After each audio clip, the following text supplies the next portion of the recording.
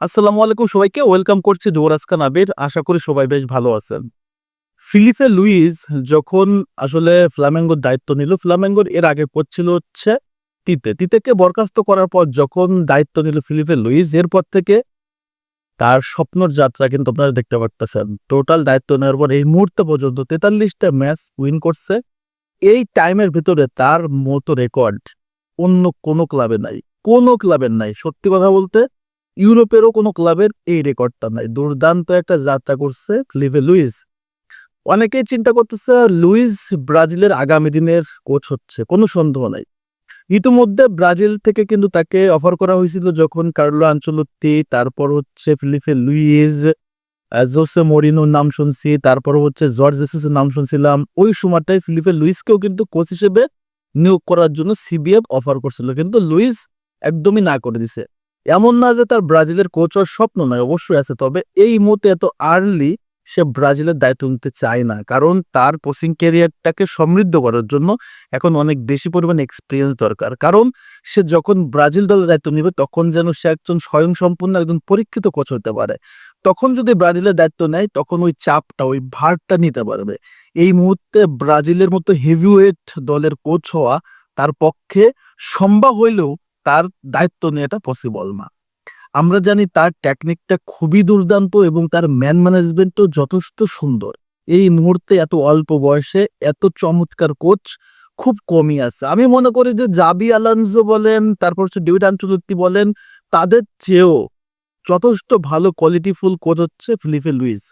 Philippe Luis বর্তমান ফ্লামেঙ্গোকে নিয়ে যেভাবে উঠতেছে, ফিফা ক্লাব বিশ্বকাপে যতটা দুর্দান্ত পারফরমেন্স দেখাইছে, রিয়েলি ব্রিলিয়ান্ট। এবং এই ব্রিলিয়ান্ট পারফরমেন্সটার কারণে কিন্তু এই মুহূর্তে তার এত বেশি পরিমাণ নাম ডাক। এই মুহূর্তে সে কোচ হিসেবে আসে হচ্ছে ফ্লামেঙ্গোতে। হয়তো বা খুব রিসেন্ট পাসে আমরা দেখতে পারবো, রিসেন্ট পাসে দেখতে পারছি যে ফিলিপে লুইস কতটা ব্রিলিয়ান্ট পারফরমেন্স দেখাইছে, এবং আগামীতে আমরা দেখতে পারবো যে ফিলিপে লুইস ইউরোপের কোনো দলে দায়িত্ব নিচ্ছে। হয়তো বা সেটা হইতে পারে অ্যাথলেটিকো মাদ্রিদের বর্তমান কোচ আপনার হচ্ছে দিয়াগো সিমিওনে, তার উপরে তাদের ম্যানেজমেন্ট সবাই ফেরা। কারণ এত অতিরিক্ত স্যালারি দেওয়ার পরও তার কাছ থেকে যে পারফরমেন্সটা পাওয়ার কথা সেটা কিন্তু পাচ্ছে না। অ্যাথলেটিকো মাদ্রিদ এমন না যে তাদের আসলে প্লেয়ার সংকট আছে, তাদের সবকিছু ঠিক আছে, কিন্তু আসলে ডিয়েগো সিমিওনের টেকনিকটা আর কাজ করতেছে না এই মুহূর্তে। অবশ্যই এই সিজন শেষেই যদি আপনার অ্যাথলেটিকো মাদ্রিদ ভালো কোনো কিছু করতে না পারে, অবভিয়াসলি কোচকে স্যাক করবে এবং সেই জায়গাটায় তার স্থলাভিষিক্ত হইতে পারে ফিলিপে লুইস, নিঃসন্দেহে। কারণ ফিলিপে লুইস কিন্তু এই অ্যাথলেটিকো মাদ্রিদের লিজেন্ড ছিল। সো একটা ব্রিলিয়ান্ট এবং একটা চমৎকার ক্যারিয়ার পার করতেছে ফিলিপে লুইস। এই ধারাবাহিকতা রক্ষা করতে পারলে অলরেডি সে কিন্তু কোপা লিবার্তাদোরেসে তার দলকে কোয়ার্টার ফাইনালে নিয়ে গেছে। এবং কার্লো আনচেলত্তির সামনে কিন্তু সে যে পারফরমেন্স দেখাচ্ছে, কার্লো আনচেলত্তি তার ম্যাচ দেখছে।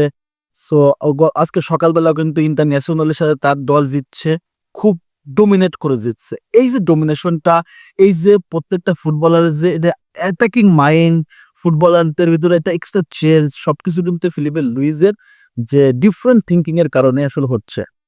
তো আমরা চাই ফিলিপে লুইসের এই ধারাবাহিকতা অব্যাহত থাকুক এবং ইউরোপে সে খুব শিগগিরই আসুক, এসে তার কোচিং ক্যারিয়ারটা ভারী করে দেন কার্লো আনচেলত্তি পরবর্তী যুগে ব্রাজিলের কোচ হিসেবে আসুক। সো ফ্যান্টাস্টিক একটা ক্যারিয়ারের জন্য ফিলিপে লুইসকে অনেক বেশি পরিমাণ কর্নিশ করি, এবং আমরা চাই ফিলিপে লুইসের এই ধারাবাহিকতা, সকল ধারাবাহিকতা অব্যাহত থাকুক।